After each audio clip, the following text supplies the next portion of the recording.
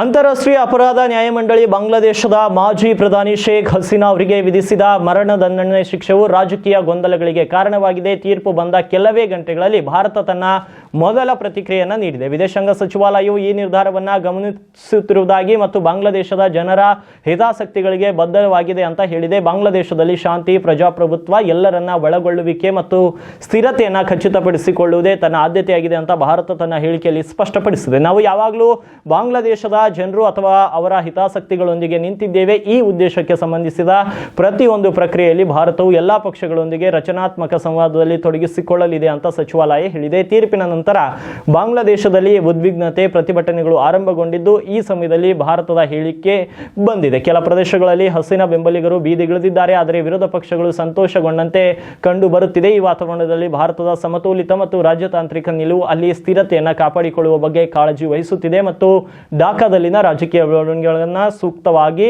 ಮತ್ತು ಸೂಕ್ಷ್ಮವಾಗಿ ಗಮನಿಸುತ್ತಿದೆ ಅಂತ ಭಾರತ ಹೇಳಿದೆ. ಇದಕ್ಕೂ ಮೊದಲು ಬಾಂಗ್ಲಾದೇಶ ವಿದೇಶಾಂಗ ಸಚಿವಾಲಯವು ಶೇಖ್ ಹಸೀನಾ ಮತ್ತು ಮಾಜಿ ಗೃಹ ಸಚಿವ ಅಸ್ಮದುಜ್ಜಮಾನ್ ಖಾನ್ ಅವರನ್ನ ಬಾಂಗ್ಲಾದೇಶಕ್ಕೆ ಗಡೀಪಾರು ಮಾಡುವಂತೆ ಒತ್ತಾಯಿಸಿತ್ತು. ಜುಲೈ ಹತ್ಯಾಕಾಂಡಕ್ಕಾಗಿ ಅಂತಾರಾಷ್ಟ್ರೀಯ ಕ್ರಿಮಿನಲ್ ನ್ಯಾಯಮಂಡಳಿ ಇಬ್ಬರನ್ನ ಮಾನವೀಯತೆ ವಿರುದ್ಧದ ಅಪರಾಧಗಳಿಗೆ ಶಿಕ್ಷೆ ವಿಧಿಸಿ ಮರಣದಂಡನೆ ವಿಧಿಸಿದೆ ಅಂತ ಬಾಂಗ್ಲಾದೇಶ ವಿದೇಶಾಂಗ ಸಚಿವಾಲಯ ತನ್ನ ಹೇಳಿಕೆಯಲ್ಲಿ ತಿಳಿಸಿದೆ. ಇನ್ನು ಆಗಸ್ಟ್ 2024ರಲ್ಲಿ ನಡೆದ ಸಾಮೂಹಿಕ ದಂಗೆಯಲ್ಲಿ ಪದಚ್ಯುತಿಗೊಂಡ ನಂತರ 78 ವರ್ಷದ ಶೇಖ್ ಹಸೀನಾ ಅವರು ಭಾರತಕ್ಕೆ ಪಲಾಯನ ಮಾಡಿದ್ದು ಅಂದಿನಿಂದ ದೆಹಲಿಯಲ್ಲಿಯೇ ನೆಲೆಸಿದ್ದಾರೆ. ಇದು ಎರಡು ನೆರೆಹೊರೆಯವರ ನಡುವಿನ ಸಂಬಂಧವನ್ನು ಹದಗೆಡಿಸಿದೆ. ಸೋಮವಾರ ಢಾಕಾದ ನ್ಯಾಯಾಲಯವು ಹಸೀನಾ ಮತ್ತು ಮಾಜಿ ಆಂತರಿಕ ಸಚಿವ ಅಸ್ಮದುಜ್ಜಮಾನ್ ಖಾನ್ ಕಮಲ್ ಅವರಿಗೆ ಗೈರು ಹಾಜರಿಯಲ್ಲಿ ಮರಣದಂಡನೆ ವಿಧಿಸಿದೆ. ಕಳೆದ 2 ವರ್ಷ ನಡೆದ ವಿದ್ಯಾರ್ಥಿ ನೇತೃತ್ವದ ದಂಗೆಯ ವಿರುದ್ಧ ಮಾರಕ ದಮನ ಕಾರ್ಯಾಚರಣೆಯಲ್ಲಿ ಮಾನವೀಯತೆಯ ವಿರುದ್ಧದ ಅಪರಾಧಗಳಿಗೆ ಶೇಖ್ ಹಸೀನಾ ಮತ್ತು ಖಾನ್ ಕಮಲ್ ತಪ್ಪಿತಸ್ಥರೆಂದು ಘೋಷಿಸಿ ಶಿಕ್ಷೆ ನೀಡಲಾಗಿದೆ. ಇನ್ನು ಬಾಂಗ್ಲಾದೇಶದ